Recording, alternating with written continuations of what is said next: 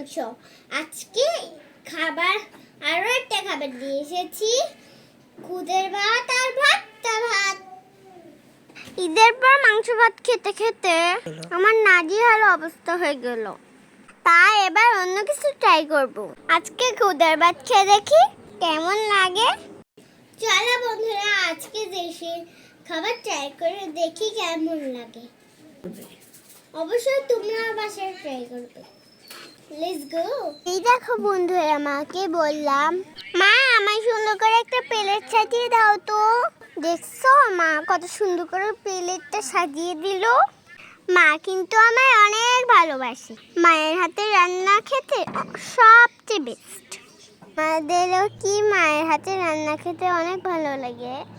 আমার কাছে তো সেই মজা লাগে। সর্বনাশ একটা কোকিল সেই কখন থেকে মাথার উপরে বসে কুহু কুহু রেখেই যাচ্ছে। এই দেখো আমার দেশি খাবার, চলো এবার খাই। বিসমিল্লাহ। ওরে বাবা রে, কি গরম পড়েছে। আবার এই কোকিলের ডাকাডাকিতে ভালোই লাগছে না। সেই সকাল থেকে কোকিলটা দেখেই যাচ্ছে, মনে হয় কোকিলের মনে অনেক রং লেগেছে। থাক বাবা, আমি খেয়ে নিই। বিসমিল্লাহ।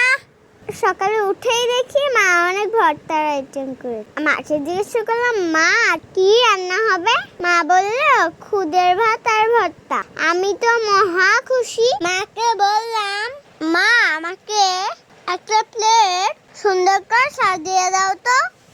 এই দেখো মা কত সুন্দর করে প্লেটটা সাজিয়ে দিয়েছে।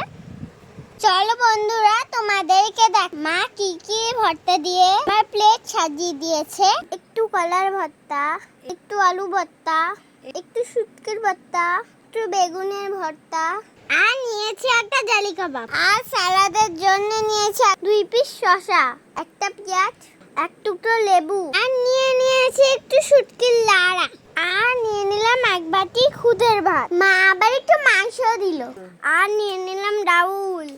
আমার এই ঝাল ঝাল ভর্তা হলে আর কিছুই লাগে না।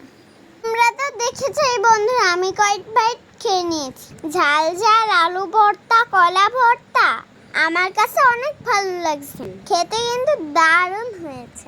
আর গরম গরম ধোয়া উঠানো খুদের ভাত থাকলে, আর যদি সাথে এইরকম ভর্তার আইটেম থাকে, তাহলে তো জমে একদম ঘি। দারুণ।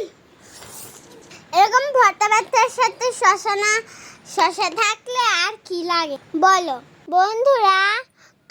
তোমরাও কি আমার মতো এভাবে লেবু চিপে ভর্তা ভাত খেতে পছন্দ করো? জানো, আমার মায়ের হাতে বানানো ভর্তার স্বাদ কিন্তু দারুণ, আমার কাছে সেই লাগে বন্ধুরা। তোমরাও কি আমার মতো এরকম ভর্তা ভাত খেতে পছন্দ করো? বন্ধুরা, এখন ডাউলের সাথে একটু লেবু চিপে খেয়ে দেখবো কেমন লাগে। মিষ্টি বন্ধুরা, তোমাদের মতামত কমেন্ট করে জানাও, তোমাদের ভর্তা ভাত খেতে কেমন লাগে।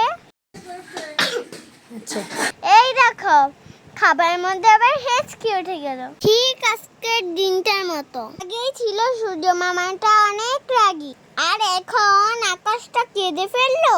সকালে কোকিল দেখে ঘুম ভাঙালো, আর এখন শুরু হয়ে গেল বৃষ্টি। একটু পর ব্যাং ডাকবে ঘ্যাঙর ঘ্যাং।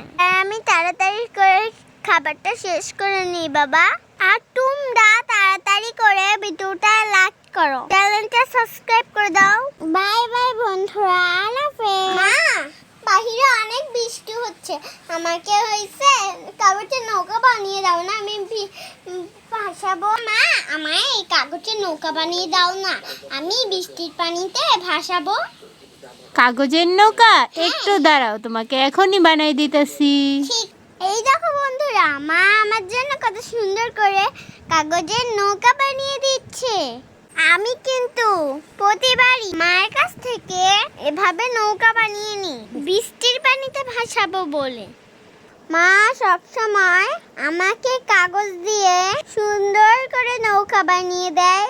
আচ্ছা বন্ধুরা, তোমরা কি নৌকা বানাতে পারো? না হলে আমার মায়ের কাছ থেকে তাড়াতাড়ি করে নৌকা বানানো শিখে নাও। জানো, আমার মা হচ্ছে সবচেয়ে সেরা।